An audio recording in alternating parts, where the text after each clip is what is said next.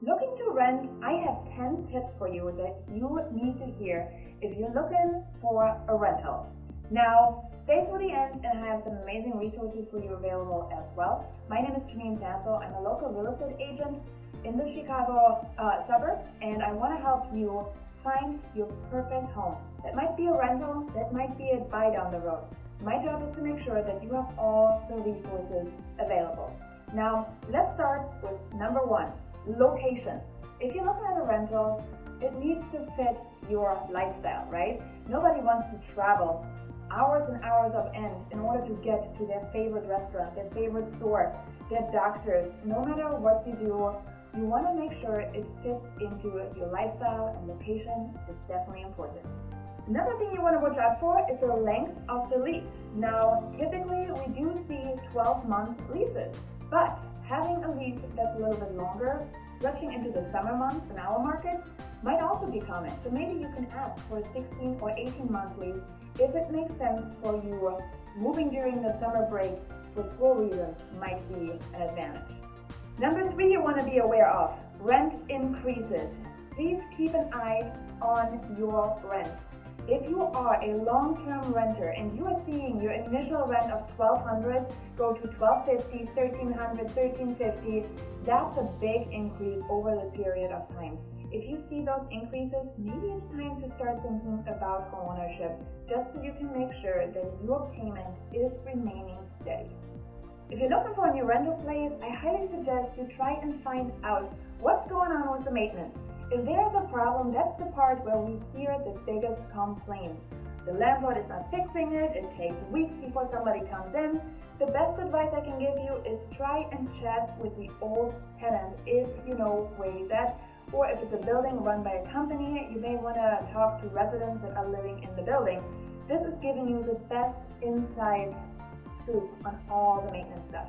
Number 5, we're looking at rules when it comes to breaking the lease.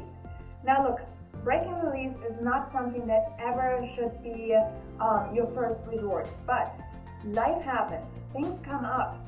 Now if you are one of my military clients, I will tell you that you are absolutely covered and you are free to go with whatever as soon as your orders come in with our wonderful military addendum. But if you're not in the military, don't worry, you can still find out what's going on, what are the rules, how much is it going to cost you, if anything, to break your lease. One of the biggest things to look at is the pet regulations. You want to find out if you can have a pet or if you cannot have a pet. Because if you do already own a pet, you want to be upfront. This can be ground for you to have a lease terminated on you. So be honest, be truthful. At the same time, it's good for you to know if there's additional pet rent, if there's additional pet deposits. Know everything there is to know so there are no surprises. Number 7. Interviewing when it comes time that you found a place. Let me tell you that interviews generally tend to go two ways.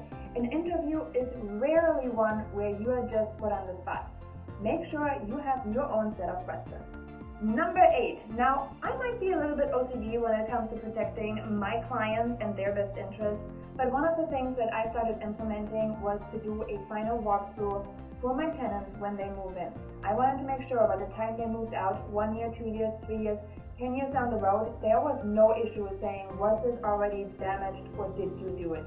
I wanted to make sure that their best interest is protected, and I started doing a walkthrough form along with pictures that I have on file for however long they're going to be there.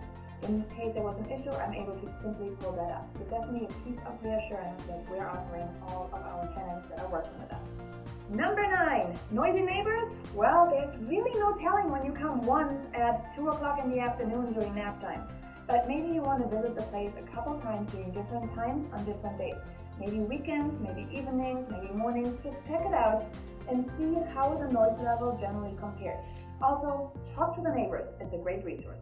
And the last thing, you want to maybe check into the crime rate. Having a completely updated place might be nice. If the police is constantly there at 3 o'clock in the morning because of disputes and other activity, that might not be the greatest thing for you anymore. So you can do some research online and see how the crime rate is stacking up. Now hopefully you found this helpful. If you have any other questions regarding finding a rental, or if you want to have my resource living next to your landlord, curse or blessing? Let me know in the comments. I'd be happy to help. Make sure you like our page. And if you have a real estate need in the northwest suburbs of Chicago, I'd be glad to help you with that one. My name is Janine Sasso. I'm a local real estate agent, and I look forward to helping you accomplish your real estate goals.